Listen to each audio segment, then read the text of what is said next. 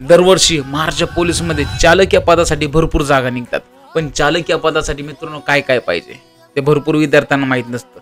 तर मित्रांनो सगळ्यात महत्त्वाची आणि पहिली गोष्ट म्हणजे तुमचं लायसन्स पाहिजे. पण लायसन्स कोणतं पाहिजे याच्यामध्ये भरपूर जण विचारात पडतात. LMV लायसन्स तुमचं रेग्युलर लायसन्स असलं तर तुम्हाला तुमच्या चालक पदासाठी तुम्ही फॉर्म भरू शकता. पण चालक पदामध्ये मित्रांनो तुम्हाला ग्राउंड काय आहे मुलांसाठी आणि मुलींसाठी. मुलांसाठी 1600 मीटर आपलं रेग्युलर 5 मिनिट 10 सेकंद आणि गोळाफेक 8.5 मीटर मित्रांनो 50 मार्काचं ग्राउंड तुम्हाला मिनिमम कमीत कमी 44 ते 47 तरी मार्क पाहिजे तेव्हा तुम्ही क्वालिफाय व्हाल. दुसरी महत्त्वाची गोष्ट मुलींसाठी मित्रांनो तुमचं 800 मीटर असणार आहे तेच रेग्युलर 2 मिनिट 50 सेकंद आणि आपला 6 मीटर गोळा आउट ऑफ तुम्ही 50 पैकी 50 मार्क मिळवू शकता. समजलं. आणि ड्रायव्हिंग टेस्ट 50 मार्काची असते त्याच्यामध्ये तुम्ही 20 गुणाला तुम्हाला 20 जरी गुण मिळाले तरी तुम्ही क्वालिफाय होऊ शकता. क्वालिफाय मार्क असतात. टेन्शन घ्यायचं का नाही.